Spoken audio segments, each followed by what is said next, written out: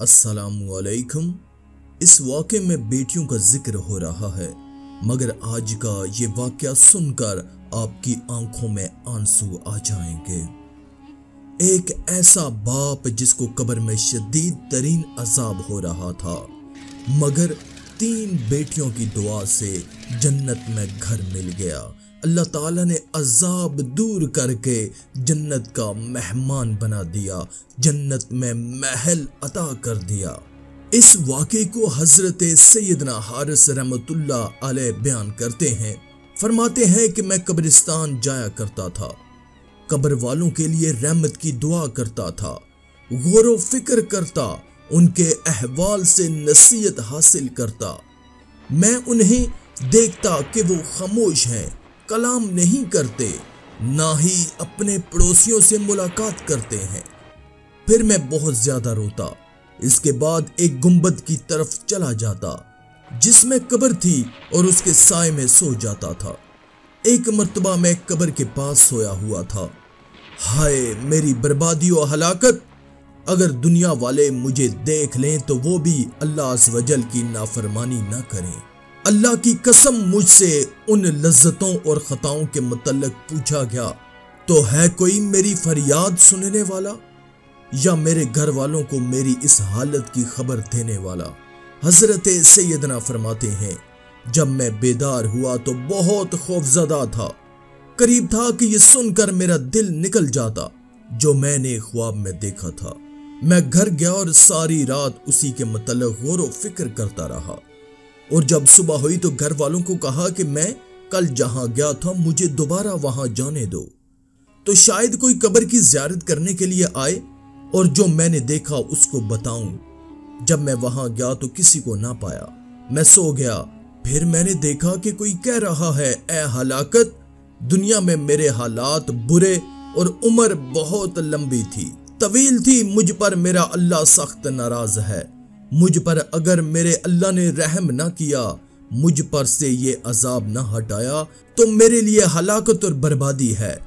जब वो बेदार हुए तो ये इबरतनाक वाक़े से बहुत डरे हुए थे, लेकिन बहरहाल वो घर वापस आ गए। रात गुजर गई। जब सुबह वो बेदार हुए तो फिर उस कब्र की तरफ चल दिए। शायद कोई कब्र की ज़ियारत करने आया हो तो मैं उसे इस वाक़े के बारे में बताऊं, लेकिन मैंने किसी को कब्र की ज़ियारत करते हुए ना पाया।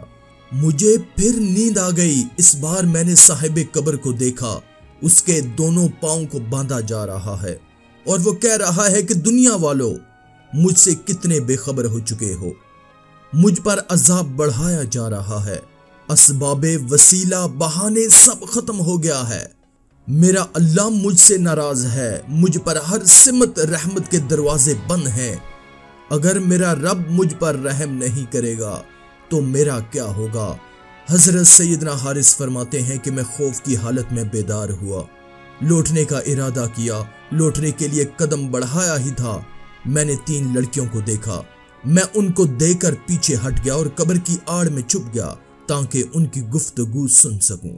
उनमें से सबसे छोटी लड़की आगे बढ़ी और कहने लगी, अस्सलामु अलैकुम, आप पर सलामती हो अब्बा जान, आप अपनी आरामगाह में कैसे हैं और आपका अपने ठिकाने में ठहरना कैसा है। आप हमारे पास अपनी मोहब्बत छोड़कर चले गए और आपकी खबरगिरी करना हमसे बिल्कुल कट गया है। आप पर हमें बहुत गम है और आपसे मिलने का हमें बहुत ज्यादा शौक है। वो लड़की बहुत ज्यादा रोई। उसके बाद दूसरी दोनों लड़कियां आगे बढ़ीं, सलाम करके कहने लगी, ये हमारे उस बाप की कब्र है जो हमारा बहुत बड़ा शफीक और सबसे ज्यादा मोहब्बत करने वाला था। अल्लाह पाक आपको अपनी रहमत से बहुत खुश रखे, आपको अपने अजाब के शर से बचाए। ऐ अब्बा जान, हमें आपके बाद ऐसी तकलीफें और गम मिले हैं, अगर आप उन्हें देख लेते तो बहुत गमगीन हो जाते, अगर आप उनसे आगाह हो जाते तो आपको रंजीदा कर देते। मर्दों ने हमारी इज्जतों पर, हमारी किस्मतों पर हाथ डाले हैं। अल्लाह के फजलो करम से हम बच तो गए हैं, मगर बाप का साया हटने से हम महफूज नहीं हैं। हजरत सैयदना हारिस रहमतुल्लाह अलैह फरमाते हैं, उनकी बातें सुनकर मुझे रोना आ गया। फिर मैं तेजी से उनके पास गया और सलाम करके कहा, اے لڑکیوں، بے شک بعض اوقات اعمال قبول کر لیے جاتے ہیں اور بعض اوقات رد کر دیے جاتے ہیں۔ آپ رحمت اللہ فرماتے ہیں کہ جب ان لڑکیوں نے میری گفتگو سنی تو کہنے لگیں کہ اے اللہ عز و جل کے نیک بندے، آپ نے کیا دیکھا ہے؟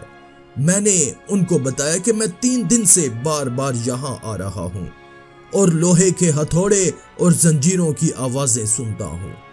لڑکیوں نے یہ سنا تو کہنے لگیں، اس سے زیادہ بڑھ کر کوئی دکھ اور مصیبت ہو سکتی ہے کہ ہم اپنی حاجات کو پورا کرنے اور گھروں کو آباد کرنے میں مشغول ہیں، جبکہ ہمارے باپ کو عذاب دیا جا رہا ہے۔ اللہ کی قسم، ہمیں چین نہیں آئے گا، نہ نیند اور نہ صبر، یہاں تک کہ ہم اللہ کی بارگاہ میں کریا زاری کریں گے۔ شاید اللہ ہمارے باپ کو اس عذاب سے بچا لے۔ اور پھر وہ لڑکیاں اپنی چادروں میں گرتی پڑتی چلی گئیں۔ میں گھر آ گیا اور رات گزاری۔ پھر جب صبح ہوئی تو میں اس قبر کے پاس چلا گیا اور اسی شخص کی قبر کے پاس بیٹھ کر اس کے حال پر غور و فکر کرنے لگا کہ اچانک مجھ پر نیند کا غلبہ آیا اور میں سو گیا۔ اس میں سے صاحب قبر کو حسین و جمیل صورت میں دیکھا۔ اس کے پاؤں میں سونے کے جوتے ہیں، اس کے پاس غلام ہے۔ آپ رحمت اللہ فرماتے ہیں کہ میں نے اس کو سلام کیا اور کہا، اللہ آپ پر رحم کرے، آپ کون ہیں؟ تو کہنے لگے کہ میں وہی شخص ہوں جس کے معاملے کو دیکھ کر آپ غمگین ہو گئے تھے۔ اللہ تعالیٰ آپ کو جزائے خیر عطا کرے، آپ اللہ کے نیک بندے ہیں، اس لیے آپ کے سامنے میرا حال پیش کیا گیا۔ آپ علیہ السلام نے پوچھا کہ آپ کا یہ حال کیسے ہوا؟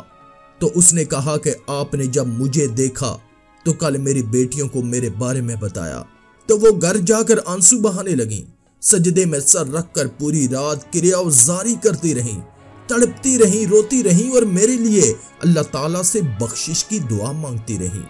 تو پھر ان کی دعاؤں سے اللہ تعالیٰ نے میری بخشش فرما کر مجھے دلوں کے چین اور سرور کونین صلی اللہ علیہ وآلہ وسلم کا پڑوس عطا فرمایا۔ اب جب آپ میری بیٹیوں سے ملے تو انہیں میرے اس حال کے بارے میں ضرور بتائیے گا کہ وہ اب رنجیدہ نہ ہوں۔ ان کو بتائیے گا کہ میں باغات اور محلات میں ہوں اور بہت سرور میں ہوں اور بہت خوش ہوں، اور انہیں بتا دیجیے گا کہ میرے اللہ نے میری بیٹیوں کی دعاؤں کے صدقے مجھے معاف فرما دیا ہے، اور خاص طور پر مجھے سرور کونین صلی اللہ علیہ وآلہ وسلم کا پڑوس عطا فرمایا ہے۔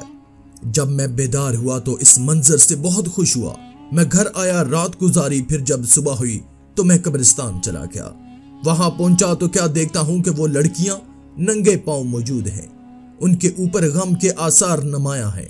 میں نے ان کو سلام کیا اور فرمایا کہ مبارک ہو، میں نے تمہارے باپ کو بہت بڑی بھلائی اور وسیع محل میں دیکھا ہے، اور تمہارے باپ نے مجھے بتایا ہے کہ اللہ تعالیٰ نے تم لوگوں کی دعا قبول کر لی ہے اور تمہاری کوششوں کو رد نہیں کیا۔ اللہ تعالیٰ نے تم لوگوں کی خاطر تمہارے باپ کو بخش دیا ہے، لہٰذا تم اس کے حقدار ہو کہ ان کا شکریہ ادا کرو۔ یہ سنتے ہی اس کی سب سے چھوٹی بیٹی نے دعا کرنا شروع کر دی، اے اللہ تعالیٰ، اے دلوں کو خوش کرنے والے، عیبوں کو چھپانے والے، ہمارے غموں کو دور کرنے والے، گناہوں کو بخشنے والے، عیبوں کو جاننے والے، تو میری حاجت کو اس طرح جانتا ہے جس طرح تنہائی میں میرے گناہوں کی معافی مانگنے کو جانتا ہے۔ تو میرے ارادے، میرے دل اور میری نیت کو خوب جانتا ہے۔ تو ہی میرا مالک ہے، تو ہی میرا مولا ہے، میری پکڑ فرمانے والی ذات بھی تو ہے، میری مصیبتوں کا حاجت روا بھی تو ہے، میری تنہائی کا غم خوار، میری لغزشوں کو مٹانے والا، میری دعاؤں کو قبول کرنے والا بھی تو ہے۔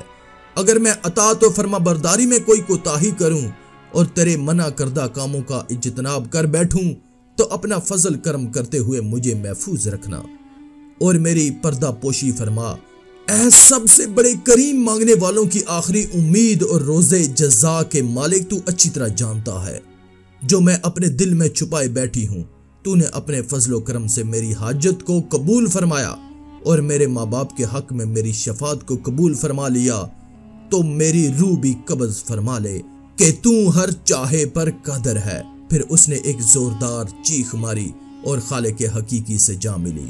پھر دوسری آگے بڑھی ہی، اس نے بھی بلند آواز سے پکارا، اے اللہ تعالیٰ، اے اللہ تعالیٰ، لوگوں کو آگ کے عذاب سے دور کرنے والے، میری مصیبت بھی دور کر دے۔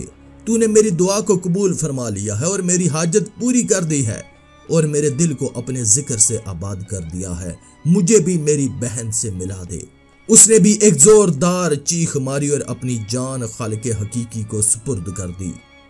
پھر تیسری آگے بڑھی، اس نے بھی بلند آواز سے یہی کلمات کہے کہ اے اللہ، اگر تو نے میری حاجت پوری کر دی ہے، میری دعا قبول کر لی ہے، تو مجھے بھی میری بہنوں سے ملا دے۔